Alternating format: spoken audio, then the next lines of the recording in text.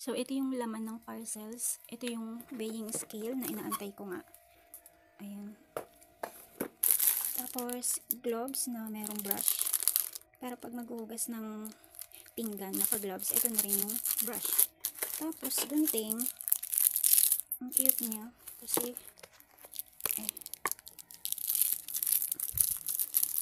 wait. Ayan. Kasi yung may takip pa.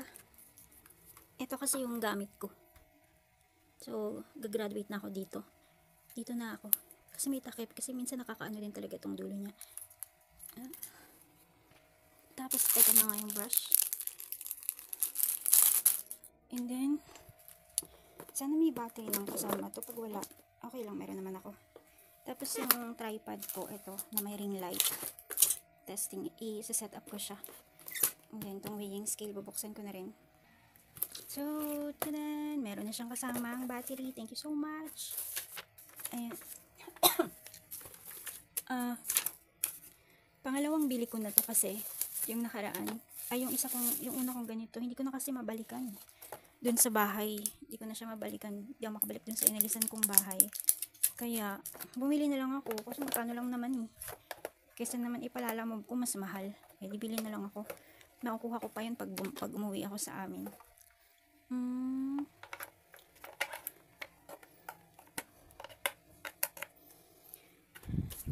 Buti naman meron na siyang battery.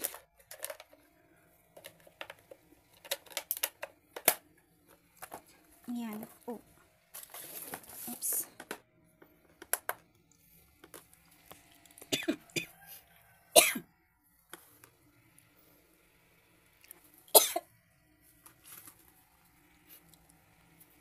Ayan. Ayan siya.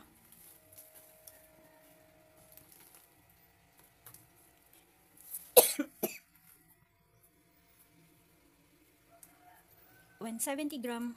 Okay. Mamaya, gagamitin ko siya.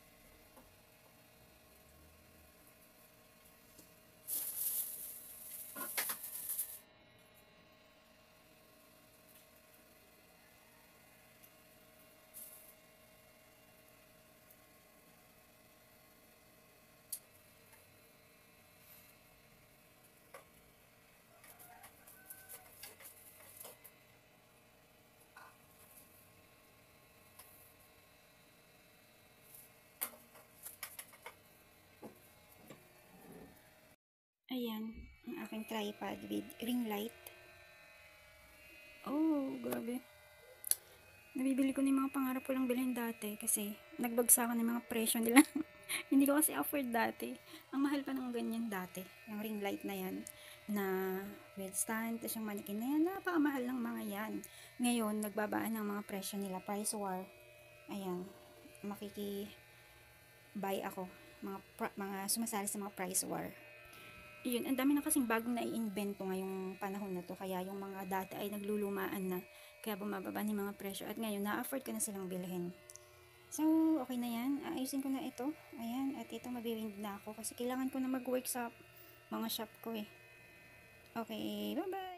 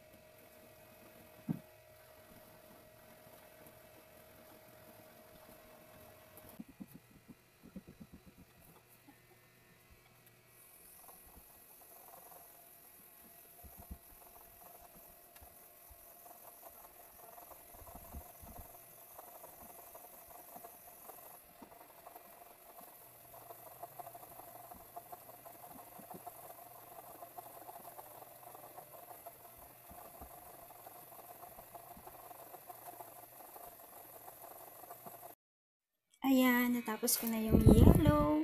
Mas matibay pala to. Ayan, wait lang. So, eto, mas matibay pala tong upuan ko para dito sa patungan ng winder. Kasi dito umuuga-uga kasi siya kaya ang hirap matatagalan ka kasi pipigilan mo pa yung pag-uga niya. Ay dito mas mabilis kasi tigas. Tapos ito yung 4 na cones ng color golden yellow. Pag naubos na yung isa kaya nag-stop na ako kasi 4 ply. So kapag tinuloy-tuloy ko pa hindi na siya balance.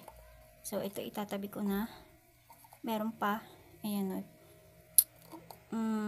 pwede yan imimix ko siya, mix color. Tapos ito yan, for recycle na natin yung mga ganyan. So tapos ko na yung yellow. Yup. At marami pa.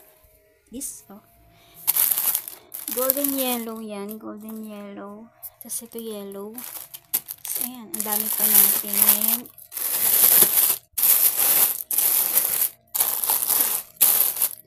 Ayan pa yung mga i-wind. So, last year yung nag-wind para sa akin yung father ko. Pero ngayon kasi, solo living nga. Wala akong kasama dito, kaya ako lahat gagawa. So, ayan. So, ngayon, ito na siya. Titingnan ko kung anong grams niya. Yung 4 cones na iyan. Tapos, pag napagsama-sama ko, ilang grams kaya sila. So, ayan. Natanggal ko na siya dito. Ayan siya. At, ano kayang grams niya? 196. Konti na lang, 200 na eh. Diba, konti na lang, 200 grams na siya. Nabitin pa. Okay? So, 196 grams yung approximately ganon hanggang 200. Yung iba kasi madami din eh. Yung iba naglalagpas pa nga sa 200. Pero itong yellow ko, golden yellow, ayun, 196 grams.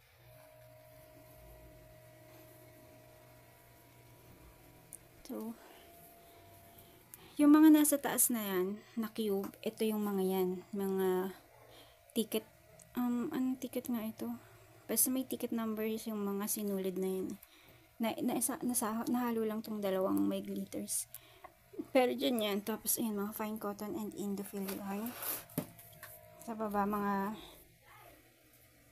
ayan, okay. So, tatapusin, hindi ko naman, kung ano lang yung kaya ko today. Importante yung white magawa ko kasi mabenta yung tassel earrings na white. So, ayusin ko na muna sila, wiwind ko.